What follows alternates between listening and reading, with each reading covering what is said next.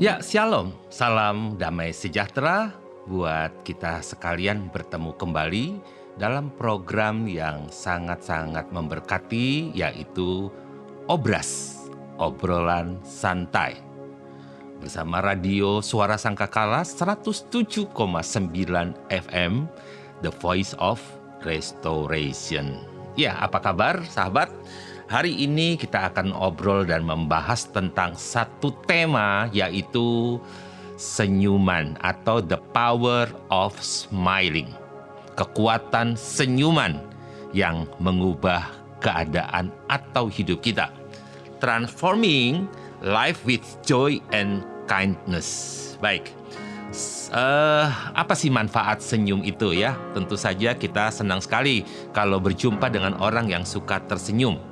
Senyum itu penting sekali ya, karena memiliki banyak manfaat yang positif. Ketika kita tersenyum, maka otak kita akan melepaskan endorfin, yaitu hormon kebahagiaan. Nah, mari lebih banyak melepaskan hormon kebahagiaan kita dengan tersenyum. Sudah berapa banyak Anda tersenyum sepanjang hari ini? Ya, meningkatkan suasana hati, mengurangi stres. Selain itu, senyuman juga dapat menarik atau meningkatkan daya tarik sosial. Membangun hubungan yang lebih baik, berinteraksi dengan orang lain, dan menciptakan suasana yang menyenangkan dengan orang lain. Juga dapat meredakan ketegangan. Jadi senyum saja ketegangan akan reda. Anda akan terlihat lebih ramah, meningkatkan kepercayaan diri, dan itu adalah cara yang sederhana yang Tuhan sudah berikan kepada kita setiap manusia. Jadi setiap manusia pasti ada senyumannya. Ya, jadi mari kita tingkatkan kualitas hidup kita dengan senyuman kepada orang-orang lain. Kita mungkin pernah mendengar kalimat ini, senyumlah dan dunia akan tersenyum kepadamu. Ya, jadi seolah-olah arti daripada kalimat tadi adalah ada sebuah sinar yang menyinari hati kita yang muram, dan itu akan mengubah orang lain sehingga dia akhirnya tersenyum kepada kita. Ya. Bahkan di dalam Bible juga saya membaca ada dituliskan dalam 1 Petrus 4 ayat 14 ya. Jadi bahasa bebasnya begini, berbahagialah kamu jika kamu dicemooh gitu ya. Nah, karena kamu adalah pengikut Kristus gitu. Sebab roh kemuliaan, roh Elohim ada di atas kamu. Jadi dengan kata lain, arti daripada ayat ini adalah jika ada roh Elohim, roh Kristus, roh Kudus dalam hati kita, hidup kita, maka kita disebut dengan kata berbahagia atau diberkati. Sebab roh itu membuat kita dapat bertahan tetap tersenyum dalam segala hal. Kalau begitu, penting sekali kita tersenyum. Ya, tersenyum membantu kita menciptakan hubungan yang baik antara sesama kita. Saya ingat bagaimana persahabatan antara Daud dan Yonatan, putra daripada Raja Saul. Mereka pasti membangun sebuah hubungan dengan senyum, kebahagiaan, ya, keakraban. Jadi membangun sebuah hubungan yang baik pasti dengan senyum. Itu sebabnya ketika Yonatan bertemu dengan Daud, hatinya menyatu dengan Daud dan mereka tidak bisa terpisahkan. Mereka menjadi sahabat yang erat sekali. Dan kita tahu kisah daripada Yonatan dan Daud. Yonatan akhirnya membantu Daud melarikan diri dari kejaran ayahandanya, yaitu Raja Saul. Kalau begitu, kekuatan senyuman apa itu? Ya, di awal saya sudah sebutkan bahwa senyuman dapat membantu mengatasi kesedihan atau kecemasan. Mungkin Anda mengingat tentang Yusuf di penjara. Ya, dia dijual oleh saudara-saudaranya. Bukan cuma dijual, sampai di Mesir dia dijadikan budak. Nah, kita tahu budak itu adalah doulos, terikat tangan kaki tidak bebas, dan menjadi milik daripada Tuan yang membelinya. Yusuf di penjara, saya pastikan hidup Yusuf kok bisa disukai oleh kepala penjara, disukai oleh Potifar, disukai oleh orang-orang di dalam penjara. Kenapa? Pasti hidup Yusuf itu berbeda. Nah, Bible menuliskan karena ada roh Elohim yang menyertai Yusuf. Berarti roh ini membuat kita hidup dapat membangun sebuah komunitas hubungan yang baik. Jadi senyuman itu menjadi saksi kuat tentang kehidupan kita, tentang harapan kita di dalam Kristus. Yang ketiga ada Paulus dan Silas di penjara. Dituliskan dalam Kisah Rasul 16 ayat 25 mulai, kalau kita membacanya, kita menemukan Paulus dan Silas di penjara di tempat yang paling dalam. Bukan sekedar dia di penjara di rantai tangannya, tetapi kaki keduanya dipasung. Wah, kalau dipasung itu sangat menyakitkan. Tidak bisa bergerak, tidak bisa berdiri, duduk susah, berdiri susah, mau arah kemanapun susah. Tetapi di tengah kesulitan mereka, Paulus dan Silas memuji Tuhan, menunjukkan bagaimana mereka tetap tersenyum, bersukacita sekalipun dalam keadaan yang sangat sulit. Jadi mulailah tersenyum. Ya, kita mulai marah, mulailah kita tersenyum. Karena senyum akan mengubah kemarahan kita. Akan keluar bahasa-bahasa kasar, rubah dengan senyuman. Sehingga tidak jadi mengeluarkan kata-kata kasar. Nah, suatu hari ada seorang pendeta ini ya sedang memberikan khotbah tentang kekuatan senyuman. Dia bertanya kepada jemaatnya, berapakah di sini jemaat atau orang-orang yang senang memberikan senyuman kepada orang lain? Nah, sebagian jemaatnya, sebagian besar mengangkat tangan mereka dengan antusias karena mereka suka memberikan senyuman. Kemudian dia bertanya lagi, sekarang berapa orang di sini yang senang menerima senyuman orang lain? Kali ini hampir semua jemaat mengangkat tangan. Mereka mengatakan mereka senang jika orang lain memberikan senyuman kepada mereka. Jadi senang menerima senyuman. Ya. Tetapi ada satu bapak atau satu pria tua yang duduk di bangku belakang. Pendeta ini penasaran dengan pria atau bapak tadi yang duduk dan bertanya kepada bapak yang tidak mengangkat tangan, "Maaf Pak, mengapa Anda tidak senang menerima senyuman dari orang lain?" Pria itu menjawab dengan jujur, "Oh, bukan karena saya tidak senang menerimanya, tetapi ketika orang lain memberikan senyuman kepada saya takut kalau gigi palsu saya terlepas ketika saya tersenyum." Jemaat tertawa terbahak-bahak mendengar jawaban pria itu. Pendeta ini dengan bijaksana berkata seperti ini, "Tidak apa-apa Pak, ingatlah, senyuman yang tulus datang dari hati, bukan dari gigi palsu." Jadi mari kita semua teruskan untuk saling tersenyum dan membagi kebahagiaan kita tanpa mempermasalahkan gigi palsu atau gigi ompong atau gigi yang tidak beraturan. Lepaskan semua hal itu dan marilah kita tersenyum. Nah, di segmen yang kedua saya akan menceritakan tentang sebuah kisah yang mengajarkan kita tentang sebuah senyuman yang tulus, ya, yang tidak tergantung pada penampilan fisik kita. Sebaliknya, itu berasal dari hati kita yang mengeluarkan kasih Tuhan. Keinginan kita untuk menyebarkan kegembiraan mempengaruhi orang supaya mereka juga bisa merasakan senyum. Jadi, marilah kita senyum dengan hati yang tulus. Jangan biarkan hal-hal kecil seperti gigi palsu terlepas dari kita menghalangi kita dari senyuman. Seberapa banyak Anda yang kalau tersenyum tutup mulut atau tidak berani tertawa terbahak-bahak? Mulai sekarang, mari kita tersenyum supaya orang lain juga mengalami kebahagiaan kita dan mereka juga bisa tersenyum.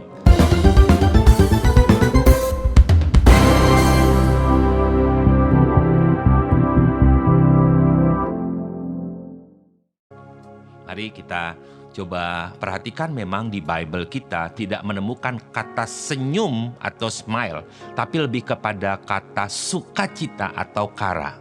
Gitu ya. Kata sukacita ini akan menghasilkan senyum, tentu ya.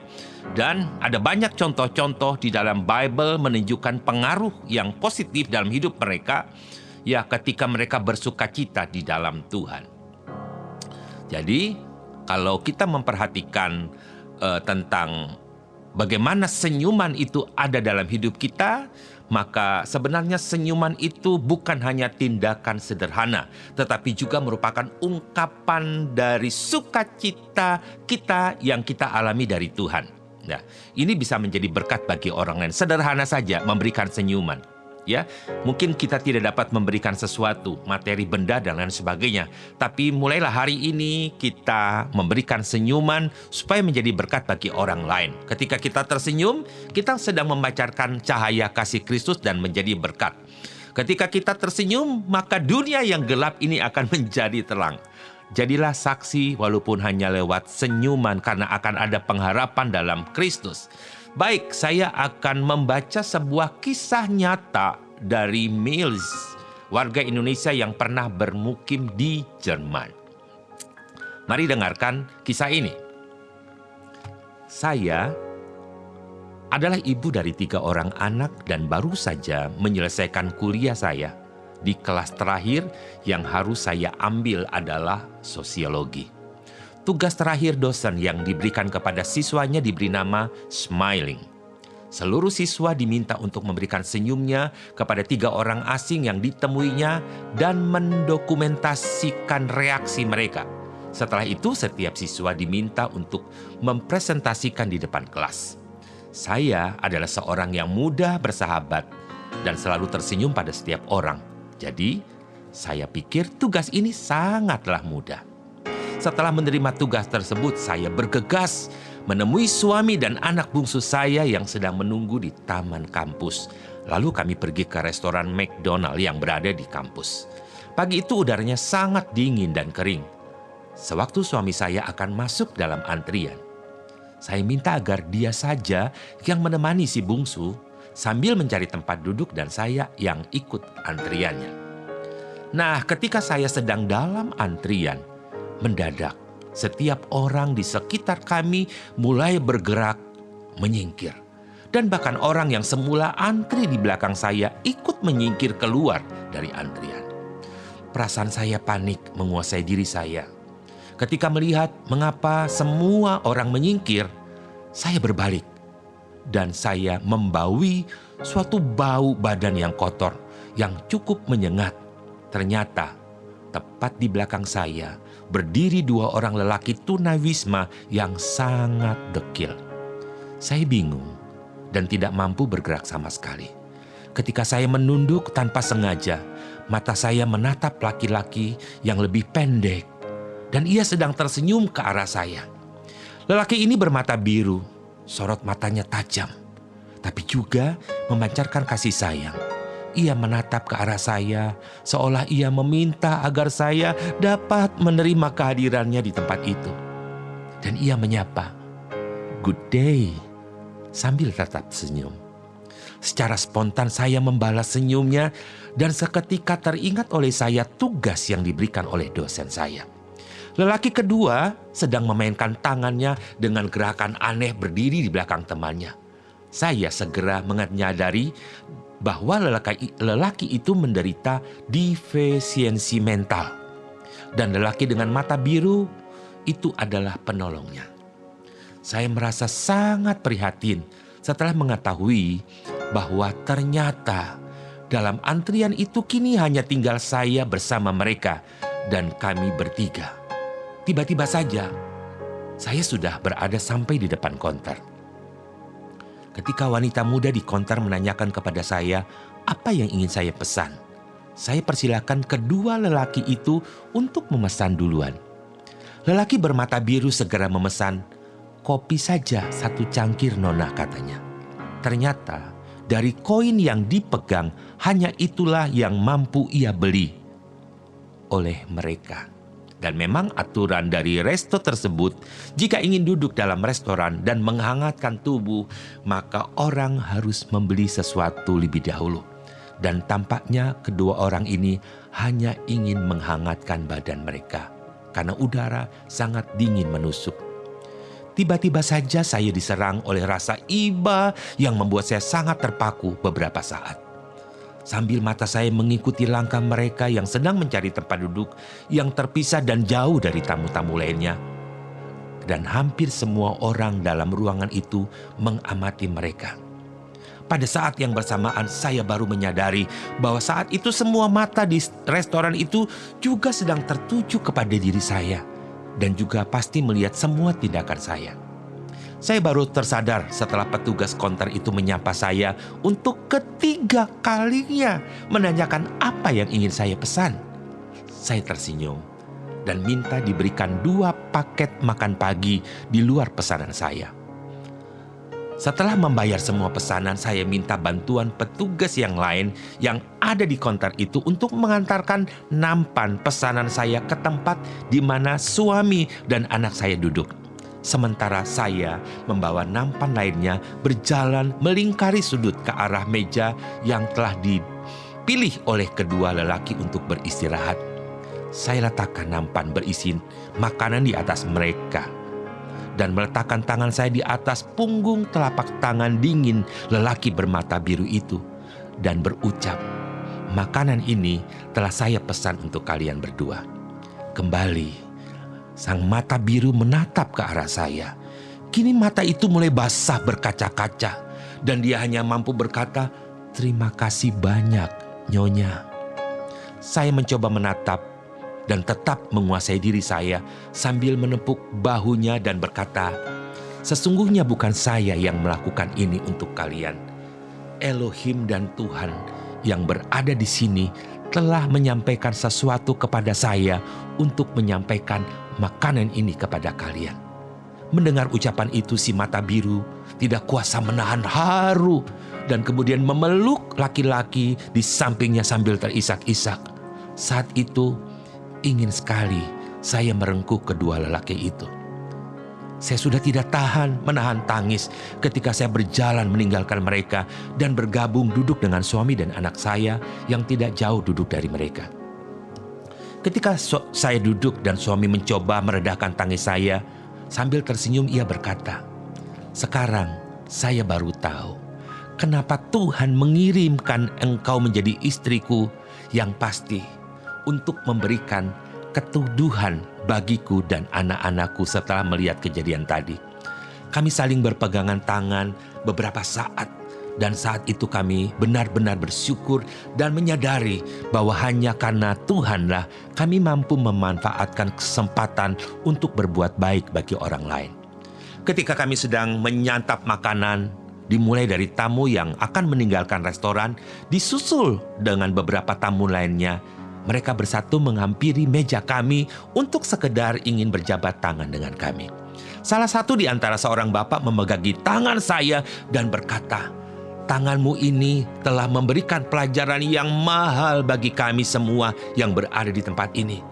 Jika suatu saat saya diberi kesempatan oleh Tuhan, saya akan lakukan seperti yang telah kamu contohkan tadi kepada kami." Saya hanya bisa berkata terima kasih sambil tersenyum. Sebelum beranjak dari meninggalkan restoran, saya sempatkan untuk melihat ke arah kedua lelaki itu dan seolah ada magnet yang menghubungkan batin kami secara langsung. Ia menoleh dan sambil tersenyum melambaikan tangan ke arah kami. Dalam perjalanan pulang, saya merenungkan kembali apa yang telah saya lakukan terhadap kedua orang tunawisma tadi. Ya, benar-benar tindakan yang tidak pernah terpikirkan oleh saya. Pengalaman ini menunjukkan kepada saya betapa kasih sayang Tuhan itu sangat hangat dan indah sekali. Saya kembali ke college pada hari terakhir kuliah. Cerita ini ditangani, saya serahkan ke paper saya kepada dosen. Dan keesokan harinya sebelum memulai kuliah, saya dipanggil dosen ke depan kelas. Ia melihat kepada saya dan berkata, "Bolehkah saya membagikan ceritamu kepada orang lain, temanmu?" Dengan senang hati saya katakan, "Silakan dosen." Ketika akan memulai kuliahnya, dia meminta perhatian dari kelas untuk membacakan paper. Ia mulai membaca dan para siswa mendengarkan dengan antusias. Ruangan menjadi sunyi. Ya, dengan gaya yang dimiliki oleh dosen, membawakan cerita membuat siswa yang hadir merasa ikut hanyut, terharu. Dan kemudian ada seorang siswi yang lain memeluk saya dan mengungkapkan perasaan harunya. Di akhir bacaan paper tersebut, sang dosen sengaja menutup ceritanya dengan mengutip salah satu kalimat yang saya tulis di paper saya. Tersenyumlah dengan hatimu, dan engkau akan mengetahui betapa dahsyat dampak yang ditimbulkan oleh senyumnya itu. Dengan caranya, Tuhan membuat kita dapat tersenyum. Tuhan memakai saya dan saudara untuk bisa mempengaruhi dan memberkati orang lain. Jadi, akhirnya saya lulus dengan predikat nomor 1 dengan pelajaran terbesar yang tidak pernah saya dapatkan di bangku kuliah manapun, yaitu penerimaan tanpa syarat. Seperti Yesus yang menerima kita apa adanya tanpa syarat. Dengan tersenyum dia membuka tangan dan berkata, marilah kepadaku, hai kamu yang letih lesu dan berbeban berat, aku akan memberikan kelegaan bagimu. Senyum Yesus, sukacita Yesus sudah diberikan kepada kita. So, sekarang jadilah berkat dengan memberikan senyuman itu kepada banyak orang lain. Baik, ya, di akhir pertemuan kita, saya ingin mengajak dan mendorong kita untuk membagikan senyum kita. The power of smiling.